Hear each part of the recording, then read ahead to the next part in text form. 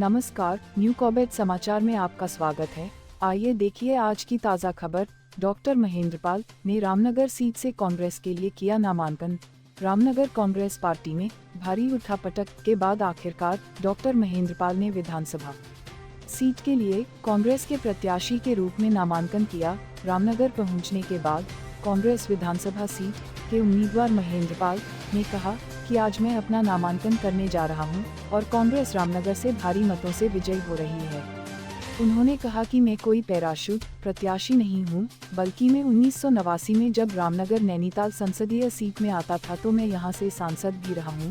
मैं कोई बाहर का प्रत्याशी नहीं हूं। उन्होंने कहा कि हम रूठों को मनाएंगे और सबको साथ लेकर प्रेम से रामनगर सीट पर भारी मतों से विजय होकर सरकार भी कांग्रेस की बनाएंगे। उन्होंने कहा कि रामनगर कुमाऊं और गढ़वाल का प्रवेश द्वार है, इसीलिए रामनगर सुंदर जगह है। लोग मुझे इतना प्यार करते हैं कि 1989 में भी मुझे जिताया था और आज फिर रामनगर में इन लोगों के प्यार की बदौलत बहुत बड़ी जीत दर्ज करने जा रहा हूं और आखिरकार जीत हमारी ही होगी और प्रदेश में कांग्रेस की सरकार बनेगी।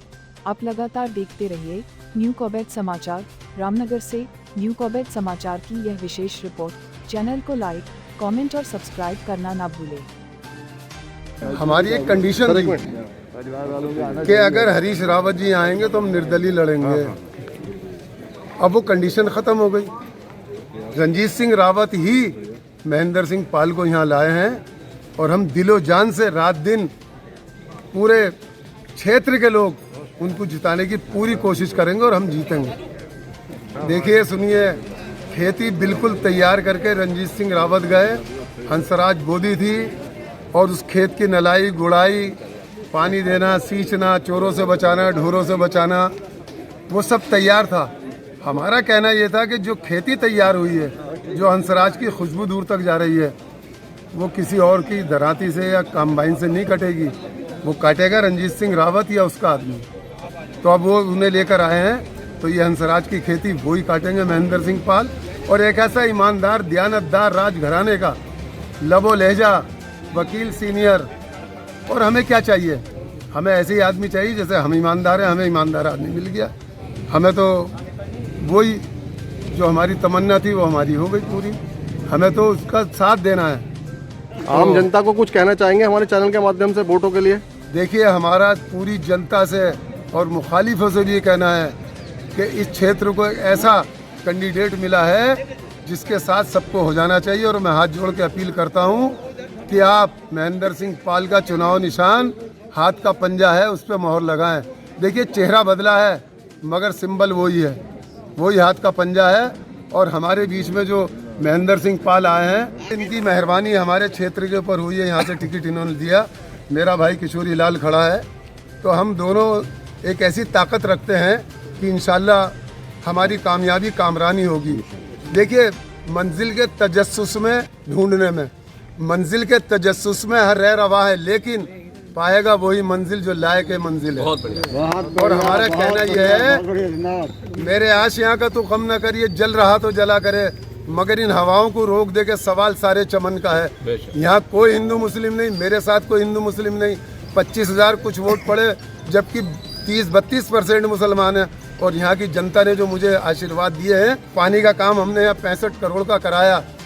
7 करोड़ से ज़्यादा की सड़कें यहाँ हॉट मिक्स के शहर में दी, कहीं नहीं मिलेंगी। और अब भी 84 काम नालों का और सड़कों का रामनगर में चल रहा है।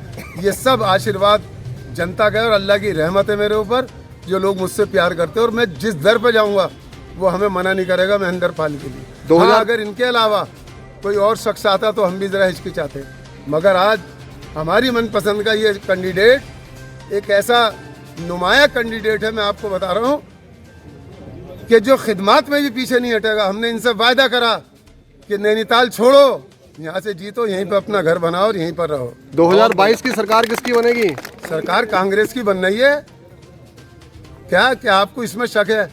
अरे जरा वहाँ घमासान तो देखो कि वहाँ पे बॉक्सर क्या कहते हैं उन्हें, वो लगा रखे हैं उसमें देहरादून की, उसमें वो बाउंसर, वहाँ उन्हें घुसने नहीं दे रहे। तुम क्या कह रहे हो लोग के कांग्रेस में क्या हो रहा है? मैंने कहा पहले बीजेपी को देखो क्या हो रहा है वहाँ तो बाउंसर लगे पड़े हैं, कोई घुसना जा।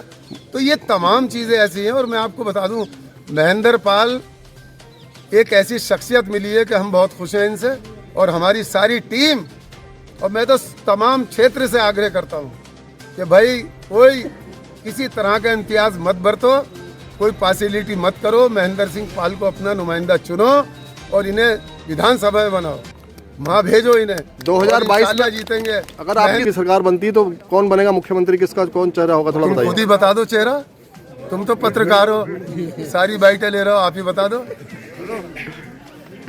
बनेगा कांग्रेस का। ये कांग्रेस का जो टिकट मिला है बड़ी माथापच्ची हुई और एक चुनौती जैसे दी जा रही है कि मतलब बहुत मुश्किल होगा कांग्रेस को यहाँ से जीतना। जैसे सबसे सरल है रामनगर सीट जीतना, ये पहली शर्त मैं आपको बताऊँ। आप किसी से सर्वे कराओ, सोशल सर्वे कराओ, मैं अपनी ओर से वो नहीं कर रहा हूँ। मेरे को टिकट जब रात को 9 बजे कंफर्म हुआ कि मैं कल रामनगर टिकट भरने जाना है, जितने फोन आए सबने कहा साहब आप तो जीते, आप तो जीते हुए, आप तो जीते हुए हैं। ऐसे कोई भी मेरा मोबाइल देख लो, फिर उनसे कंफर्म करना कि उन्होंने कहा साहब आपका तो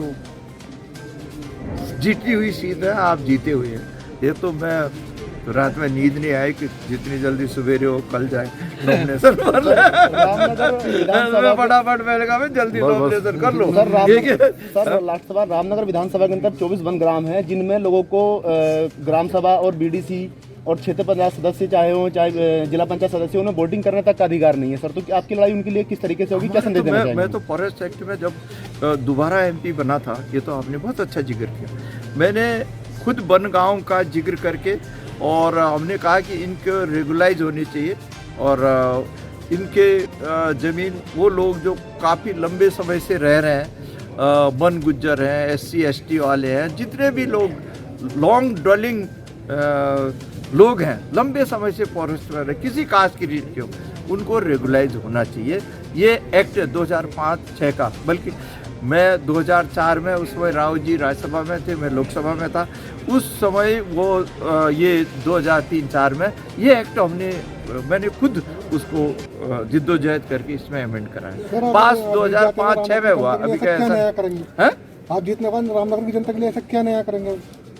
अरे नया क्या, जो पुराने काम जितने हैं उनको पूरा करेंगे, और खासकर यहाँ रोडवेज का, कम्युनिकेशन का। देखिए रामनगर कम्युनिकेशन का हब होना चाहिए, टूरिज्म का, है ना। आप देखिए नीचे से ऊपर तक अब तो महिला भी जिप्सी चलाने लगी, वो चलाने लगी, है ना। तो ये टूरिज्म बेस, और उसके अलावा यहाँ बिजनेस के भी इतने आयाम है, पहले कम्युनिकेशन में, आने में, जाने में, शिक्षा में, हर तरह के उसमें पूरी कोशिश करेंगे, क्योंकि सरकार बनेगी तो फिर सरकार के ढंग से करेंगे, ठीक है।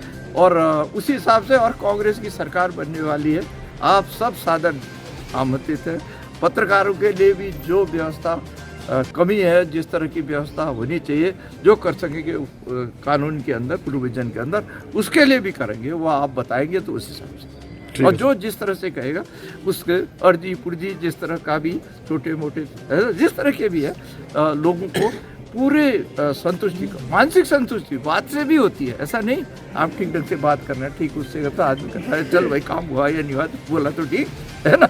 ये इसलिए हर तरह का ह्यूमन नेचर के स्टडी करके उससे समझे, ठीक है। धन्यवाद, आभार, आप सब मदद करें।